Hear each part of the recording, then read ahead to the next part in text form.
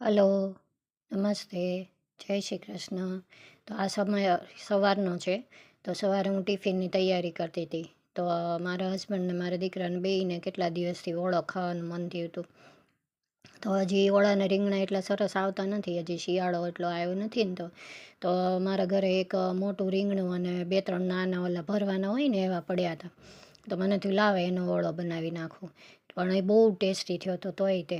તો આજે મેં છે ને કુકરમાં કર્યું છે. તો કુકરમાં પહેલાં બાફી નાખ્યું. 1-2 સીટી થવા દીધી છે થોડુંક પાણી નાખીને. પછી ટમેટાં, ડુંગળી, લસણ, લીલા મરચાં અને કોથમીર એ બધું સમારી નાખ્યું હતું ઓળા માટે. અને પછી હવે હું છે ને કડાઈમાં સૌથી પહેલાં તેલ મૂકી અને એમાં જીરું થોડુંક નાખ્યું, થોડીક મસ્તી હિંગ નાખી અને પહેલાં ડુંગળી સાતળી અને પછી ટમેટાં, મરચાં નાખી દીધા અને મીઠું નાખી દીધું વડાના ભાગનું. અને પછી આ રીંગણા જે બાફીને તૈયાર રાખ્યા હતા ને એને મેં થોડાક છે ને મેશરથી મેશ કરી નાખ્યા. અને પછી એમાં નાખી દીધા છે. અને હળદર આમાં નથી નાખવાની કારણ કે હળદર નાખીએ ને બહુ તો આનો કલર ન આવે સરસ. એટલે હળદર નથી નાખી અને મરચું થોડુંક એક આખી ચમચી ભરીને નાખવાનું. એટલે અમે છે ને ઓલું તીખું મરચું નથી ખાતા, કાશ્મીરી જ વધારે ખાઈએ છે. બેય અડધું અડધું લઉં હું. એટલે એ નાખી દેવાનું એટલે સરસ કલર આવી જાય. અને ટેસ્ટમાં પણ બહુ જ સરસ થયો હતો. તમે પણ આવી રીતે બનાવવું હોય તો બનાવી શકો છો. તો પછી થઈ જાય એટલે તેલ છૂટું પડે ને ઓળામાં ત્યાં સુધી રહેવા દેવાનું. પછી આપણો રેડી થઈ ગયો ઓળો સરસ. જુઓ કેટલો સરસ કલર આવ્યો છે. પછી આ હું મારું ડેઈલી રૂટીન કરતી હતી. તો પછી નાહીને પછી મારે થોડુંક ઓલું કપરકાબી વિછળવાનું ને એવું બધું બાકી હતું. તો હવે કપરકાબી વિછળવાનું કામ ને પછી આ મારે માટલું વિછળવાનું કામ ને ગ્લાસ ધોવાનું ને એ બધું હોય ને એ બધું હું કરતી હતી.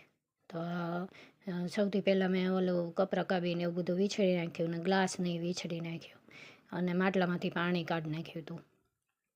અને માટલાને છે ને બહારથી ને એવી રીતે સરસ રીતે ઓલું કરી નાખ્યું હતું, વિછળી નાખ્યું હતું.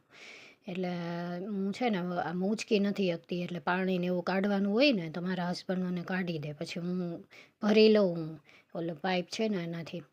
તો બસ જો મેં આવી રીતે માટલું ભરી લીધું હતું પાઇપથી.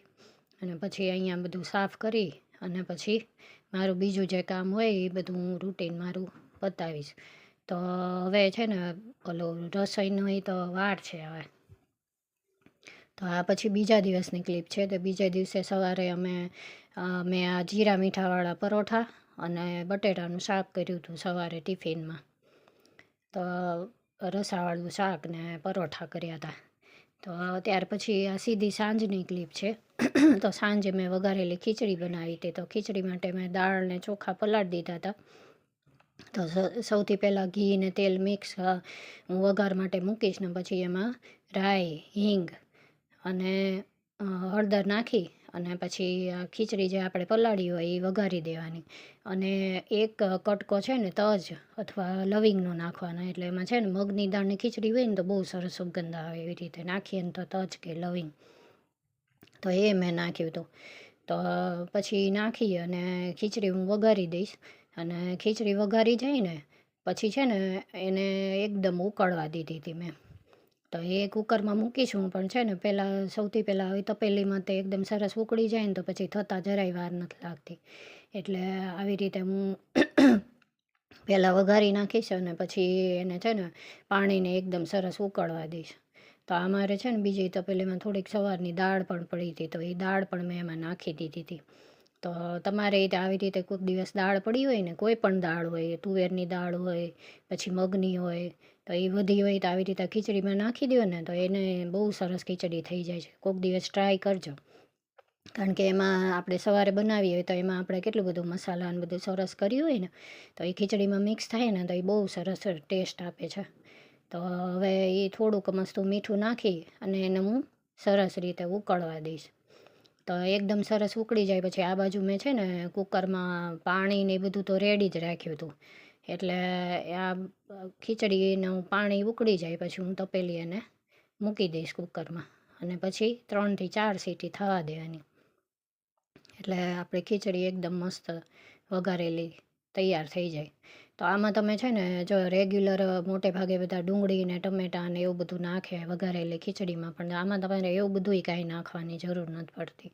ખાલી તમે છે ને રાઈ થોડીક વધારે નાખવાની, અને રાઈ જીરું મિક્સ કરવાનું ને થોડીક વધારે રાઈ નાખવાની, તો એકદમ સરસ ખીચડી થાય છે.